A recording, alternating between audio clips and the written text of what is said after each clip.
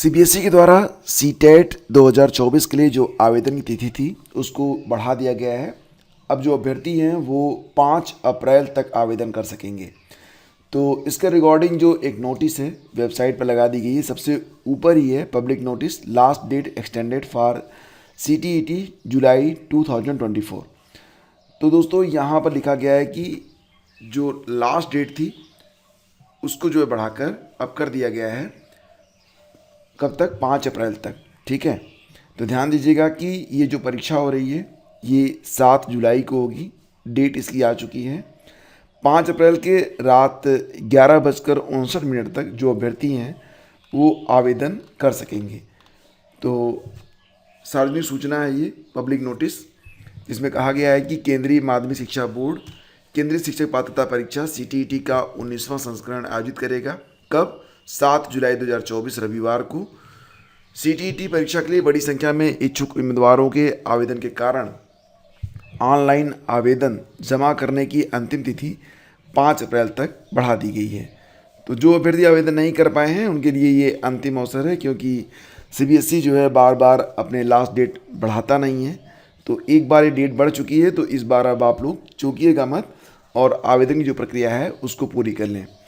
दोस्तों, कल मैंने आप लोगों से कहा था कि बीएड और बीटीसी का जो मैटर है, तो उसमें बीएड पर जो फैसला आया था 11 अगस्त 2023 को, तो ये फैसला 11 अगस्त 2023 के बाद लागू होगा या ये सभी जितने भी भर्तियां हो चुकी हैं बीएड पर उसके पहले भी उस पर भी लागू होगा। तो इस पर एक हियरिंग चल रही है, कहाँ पर? सुप्रीम कोर्ट में। तो प्राइमरी शिक्षकों के रिक्त पदों के आंकड़े दे केंद्र सुप्रीम कोर्ट। तो सुप्रीम कोर्ट ने पिछली बार जब इसकी सुनवाई हुई थी 13 मार्च 2024 को, तो ये कहा था कि पूरे भारत में, यानी कि जो सभी स्टेट हैं और सभी यूटीज़ हैं उसमें प्राइमरी के कितने सारे पद रिक्त हैं और डीएलएड या डीएड के जो प्रशिक्षु हैं वो कितने हैं, और क्या सिर्फ डीएड के आधार पर सभी शिक्षकों की जो भर्ती है वो की जा सकेगी या फिर बीएड की क्या पोजीशन है। बीएड के लिए भी मध्य प्रदेश सरकार की जो अधिवक्ता हैं तुषार मेहता जी, उन्होंने मतलब ये कहा था कि जो बीएड के लिए यहाँ पर ब्रीज कोर्स करवाया जाता है, तो ब्रीज कोर्स के बारे में भी बात की गई थी। कई सारे बिंदु थे, लेकिन कल 1 तारीख को इस पर जो डेट लगी थी 1 अप्रैल को, लेकिन सुनवाई जो थी वो कल हुई है, यानी कि 3 तारीख को हुई है। और 3 तारीख को जो बीएड के अधिवक्ता जो कि एमपी सरकार के रिप्रेजेंटेटिव भी थे तुषार मेहता जी, वो आए नहीं, और बाकी जो बीएड के अधिवक्ता वहाँ पर मौजूद रहे वो कुछ मतलब कोई खास चमत्कार या कोई बहुत तार्किक बात कह नहीं पाए। हालांकि पिछली सुनवाई 13 मार्च को तो लग रहा था कि कुछ बहुत ही पॉजिटिव होने जा रहा है, लेकिन कल की सुनवाई में फ़िलहाल कुछ भी ऐसा पॉजिटिव नज़र नहीं आया। फिलहाल फ्रेंड्स, यहाँ पर अभी जो डेट है वो सोमवार को लगा दी गई है, यानी कि जो नेक्स्ट हियरिंग होगी वो सोमवार को होगी। और कुछ डॉक्यूमेंटेशन था उसको पूरा करने के लिए बीएड के अधिवक्ताओं से कहा गया है, उन्होंने समय मांगा तो उनको समय दे दिया गया है।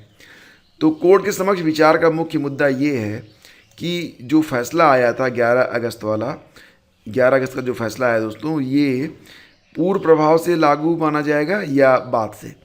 तो मध्य प्रदेश सरकार और कई अन्य सरकारों ने अर्जी दाखिल करके यह मुद्दा भी उठाया है कि सुप्रीम कोर्ट के फैसले के बाद बीएड डिग्री धारक प्राइमरी शिक्षकों का क्या होगा, क्योंकि कोर्ट के उस फैसले के बाद देश भर में बीएड डिग्री धारक प्राइमरी शिक्षकों पर जो नौकरी चल रही है उस पर तो संकट आ ही गया है। बुधवार को कोर्ट ने मामले की सुनवाई टालते हुए केंद्र सरकार से कहा कि वह सभी राज्यों के प्राथमिक शिक्षकों के कुल खाली पद और ब्रिज कोर्स के आंकड़े कोर्ट में पेश करे। देखो, यहाँ पर सही बताएं तो तार्किक तरीके से बीएड की जो टीम है वो बहस नहीं कर पा रही है। इसी बीच उत्तर प्रदेश माध्यमिक शिक्षा मित्र एसोसिएशन ने भी अर्जी दाखिल कर शिक्षा मित्रों को भी नियमित किए जाने की मांग की है। तो आपको याद ही होगा 11 अगस्त का जो डिसीजन आया था उसमें यही कहा गया था कि बीएड जो है वो 1 to 5 के लिए एलिजिबल नहीं है। 1 to 5 के लिए जो कोर्स है वो डीएलएड है। फिलहाल दोस्तों, इस पर जो नेक्स्ट हियरिंग है वो कब हो रही है, तो आपको पता ही है कि ये जो सुनवाई हो रही है सोमवार को होगी। और इसी बीच डीएलएड के जो वकील हैं गोपाल शंकर नारायण, उन्होंने मांग का विरोध करते हुए कहा कि सुप्रीम कोर्ट का फैसला आ चुका है। इन्होंने जिक्र किया है 11 अगस्त 2023 वाले फैसले का, कहा कि अब कोर्ट को इस तरह की अर्जियों पर सुनवाई करने की ज़रूरत ही नहीं है, क्योंकि यह तो एक तरीके से आदेश का रिव्यू मांगा जा रहा है। शंकर नारायण ने यह भी कहा कि पटना, छत्तीसगढ़ और उत्तराखंड कई हाईकोर्ट कह चुके हैं कि सुप्रीम कोर्ट का वह फैसला पूर्ण प्रभाव से लागू माना जाएगा। वहीं बंगाल, बिहार और राजस्थान के बीएड डिग्री धारकों के वकील पीएस पटवालिया के मामले में सुनवाई की मांग की। उत्तर प्रदेश प्राथमिक शिक्षा मित्र एसोसिएशन की ओर से पेश वरिष्ठ वकील अपराजिता सिंह और गौरव यादव ने भी अपनी अर्जी का जिक्र करते हुए कहा कि कोर्ट उनके मामले पर भी विचार करे। देखो दोस्तों, यहाँ पर सारी बातें ये हैं कि अगर ये जो फैसला होता है ये पूर्ण प्रभाव से लागू हो जाता है तो उत्तर प्रदेश की जो 69,000 शिक्षक भर्ती है ये भी जो है आंच में आ जाएगी, इस पर भी प्रभाव पड़ना शुरू हो जाएगा।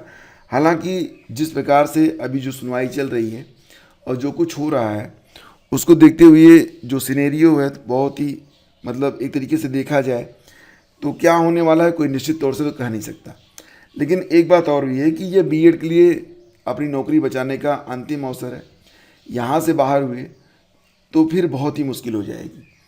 तो फिलहाल फ्रेंड्स, यहाँ पर जो कुछ चल रहा है उसके बारे में हमारी नज़र बनी हुई है।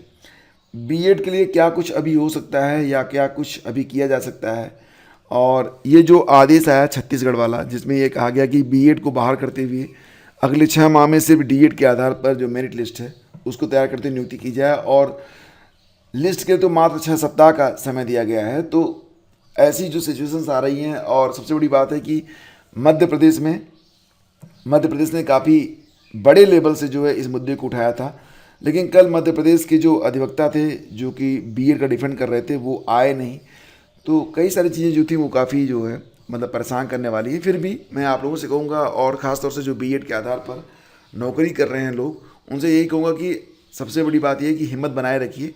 आगे जो कुछ भी होगा उसका सामना तो आपको करना ही पड़ेगा, लेकिन देखो अगर आपकी नौकरी है तो संघर्ष भी आपको ही करना पड़ेगा। दूसरी बात यह है कि हो सकता है कि जो पहले से नियुक्तियां हो चुकी हों उनके लिए हो सकता है कि जो ब्रिज कोर्स है वो मान्य कर दिया जाए। नई नियुक्तियों में हो सकता है कि फिर ब्रिज कोर्स जो है मान्य ना हो। अभी फ़िलहाल जो कुछ भी होगा, ठीक है, देखते हैं आगे क्या होता है। और थोड़ा सा और आगे बढ़ेंगे तो आपको बताना चाहेंगे कि पुलिस पेपर लीक कराने वाला गिरफ्तार।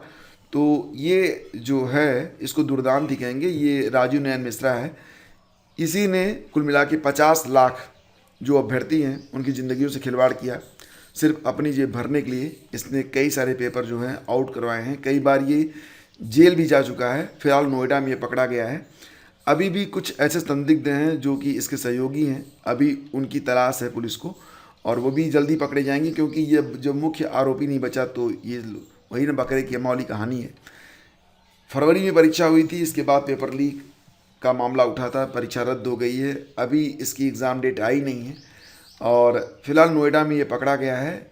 रवि अत्री मिले, जो उसका मुख्य सहयोगी था रवि अत्री, वो मिलेगा तो आगे बढ़ेगी विवेचना। अहमदाबाद में पेपर छपा था और ग्वालियर में जेल भी जा चुका है राजू को रिमांड पर लेगी कौशाम्बी पुलिस। तो कुछ ऐसी खबरें यहाँ पर निकल के सामने आ रही हैं। दोस्तों, कोई भी प्रतियोगी परीक्षा होती है उसमें सबसे ज़रूरी ये होता है कि आप करंट अफेयर और जीएस का जो पोर्शन है उसको काफ़ी अच्छे से पढ़ें। अगर आप यूपी पीसीएस, आरओ या फिर आने वाली जो भी भर्तियां हैं उसकी तैयारी कर रहे हैं तो करंट अफेयर के लिए आप हमारा जो नोट्स है उसका भी इस्तेमाल कर सकते हैं। हमारा नोट्स हर महीने के अंत में रिलीज हो जाता है और मैं इसे प्रतिदिन कंप्लीट करता हूँ। ये मेरा पर्सनल नोट्स होता है जो कि मैं आप लोगों को देता हूँ। अगर नोट्स की आप लोगों को ज़रूरत है तो लिंक वीडियो के डिस्क्रिप्शन में है, आप जाकर डाउनलोड कर सकते हैं। और एक छोटी सी न्यूज़ यहाँ पर और भी है कि प्रोफेसर राजेंद्र सिंह यानी कि रज्जू भैया राज्य विश्वविद्यालय ने संबद्ध महाविद्यालयों के विभिन्न पाठ्यक्रमों के वार्षिक यानी कि द्वितीय और अंतिम वर्ष एवं सम सेमेस्टर परीक्षाओं का कार्यक्रम जारी कर दिया है। वार्षिक और सम सेमेस्टर सत्र 2023-24 में प्रवेशित छात्र छात्राओं की रेगुलर भूतपूर्व बैक पेपर परीक्षा 15 अप्रैल से शुरू हो रही है। बाकी डिटेल्स आपको वेबसाइट पर जाकर मिल जाएगी। वीडियो के लिए आप लोगों को बहुत बहुत धन्यवाद। Thank you so much for watching.